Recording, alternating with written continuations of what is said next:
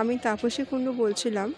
আজকের দিনে আজকে 4ঠা আগস্ট 1929 সালে আজকে দিনে কিশোর কুমারের আজকে জন্মগ্রহণ হয়েছিল। আজকে এই জন্মগ্রহণটা অনুষ্ঠিত হচ্ছে সল্টলেক সেক্টর 5-এ ইউথ ক্লাবের পক্ষ থেকে। না না জ্বালাচ্ছি 2 মিনিট হয়ে গেলে আমাকে বলো। হ্যাঁ,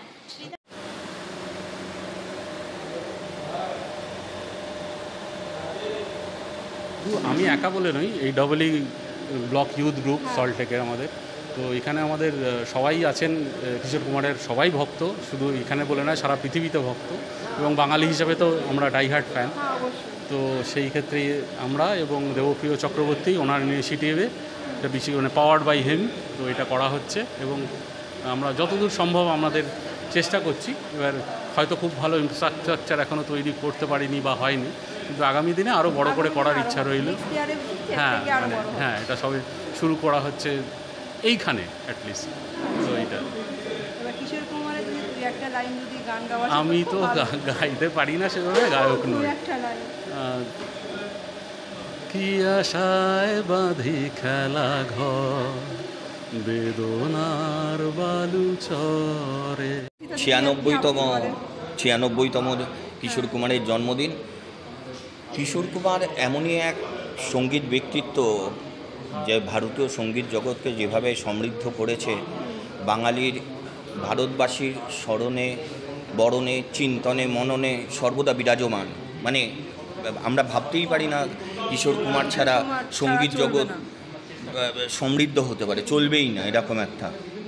তো আজকে 96তম জন্মদিবস, তো সেটাকেই আমরা যতটা সম্ভব ছোট করে একটু পালন করছি ক্লাবের মধ্যে থেকে, ডবলি ব্লক ইউথ গ্রুপের পক্ষ থেকে।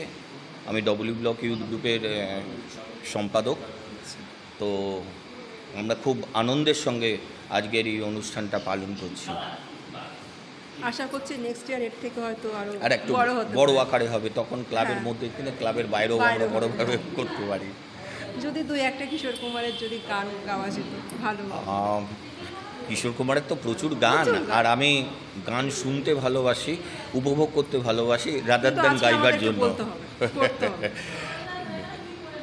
এইমাত্র একজনকে বললাম, বেসিক্যালি যে গানটা আমার খুব মনে দাগ কেটে যায়, সেটা একটু আগে গাইলাম, সেটা আবার রিপিট করছি।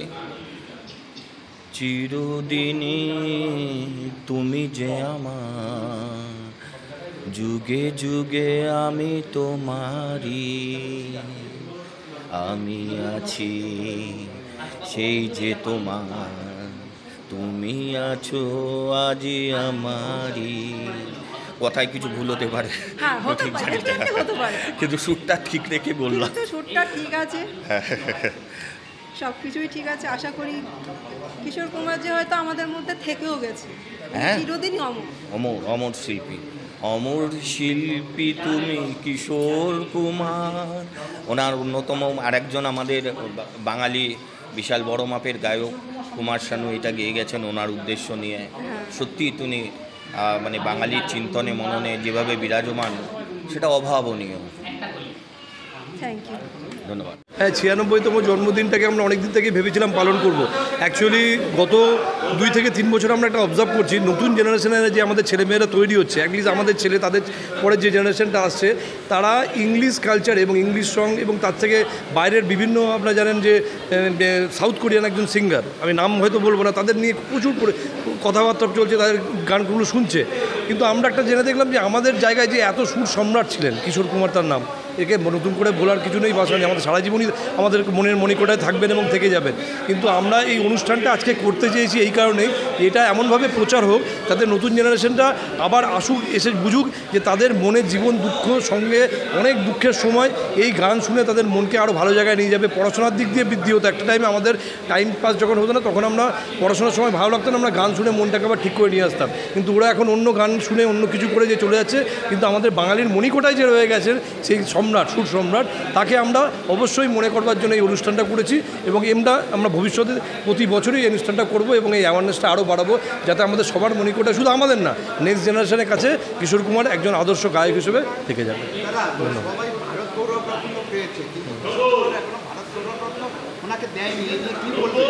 এটা একটা এইগুলো কন্ট্রোভার্সিয়াল কথাবার্তা নিয়ে আমরা বিরত থাকলেই ভালো হয়। আজকে ওনার জন্মদিন, খুব সুন্দর একটা মুহূর্ত।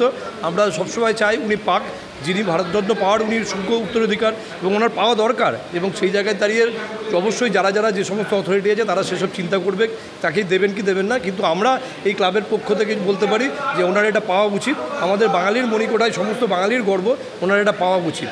কিন্তু বাকি কীভাবে করবে না করবে সেটা আমরা সমাজের কাছেই ছেড়ে দিলাম, মানুষের কাছেই ছেড়ে দিলাম। হ্যাঁ, নতুন এআই আসার পর গলার যে আমাদের মেন যে ভয়েস ছিল, আমাদের ভয়েস থেকে এটাকে কপি করে ট্রান্সফরমেশন করছে, এআই দিয়ে নতুন গানের সৃষ্টি করছে। এআই আমাদেরকে রিপ্লেসমেন্ট কোনোদিনই করতে পারবে না। যে বলছে এআই আমাদের হয়তো সহযোগী হয়ে দাঁড়াবে, কিন্তু ওই গান আর গলার মেলোডি যে আমাদের ভগবান যে প্রদত্ত যে জিনিস আমাদের দিয়ে গেছেন এবং ওনার মধ্যে যেটা ছিলেন, সেই জিনিস তো কোনোদিনই তৈরি করা সম্ভব হবে না। মানুষ তৈরি করবেন, কিন্তু মানুষই আবার নতুন করে এই মেলোডি এআইয়ের এগেনস্টে চলে গিয়ে আবার নতুন গানের দ্বারা আমাদের মানুষের মধ্যে ছড়িয়ে দেবে। আমার নাম সৌমিক ঘোষ, আমি chairman W block youth group সঙ্গে। আমার নাম ভাস্বর ব্যানার্জি, আমি ডব্লিউ ব্লক ইউথ গ্রুপের কালচারাল সেক্রেটারি এবং ভাইস প্রেসিডেন্ট। এই জন্মদিন উপলক্ষে কি আয়োজন হয়েছে, আপনার অনুভূতিটা একটু বলেন, প্রকাশ করেন। দেখুন, কিশোর কুমারের জন্মদিন উপলক্ষে আমরা ক্লাবে একটা ছোটোখাটো আয়োজন করেছি, একটা অনুষ্ঠানের। কিছু এখানে পুষ্পস্তবক দিয়ে আমরা তাকে শ্রদ্ধাঞ্জলি দেব। আমরা তার জন্মদিন উপলক্ষে আমরা আজকে একটা কেক কাটিংও করব, এখানে সবাই থাকবেন, আপনারা সবাই দেখবেন সেটা। আর কিশোর কুমার সম্বন্ধে তো বলার কিছু নেই, উনি ছিলেন একজন সঙ্গীতের একজন সমুদ্র। তো সমুদ্র থেকে যেরকম কিছু নেওয়া যায় না, সমুদ্র যেরকম বিশাল একটা বড় একটা ব্যাপার। তো আপামর ভারতবাসী আজ কিশোর কুমারকে চিনি, জানে, এবং আমরা ছোটোবেলা থেকে কিশোর কুমারের গান গেয়ে আমরা বড় হয়েছি। গান শুনে, গান গেয়ে, বিভিন্ন রকমের গান, বাংলা, হিন্দি, যাই হোক না কেন, দুঃখ হলেও আমরা সেই কিশোর কুমারের গান দিয়েই আমরা দুঃখটা বলার চেষ্টা করি। হ্যাঁ, কিছু হাসি কান্না হলেও সেই সেটাই একদম বিভিন্ন ঋতুতে হচ্ছে কিশোর কুমার, বিভিন্ন দুঃখেতে কিশোর কুমার, বিভিন্ন আনন্দেতে কিশোর কুমার। কিশোর কুমার ছাড়া বাঙালি জাতি আজকে অসম্ভব এবং অসম্পূর্ণ থাকতো। তো তাকে মাথায় রেখে, তাকে শ্রদ্ধা জ্ঞাপন করে আজকে আমাদের এই অনুষ্ঠান আমরা আজকে করছি। একদম একদম, এই জন্যই উনি অমর শিল্পী।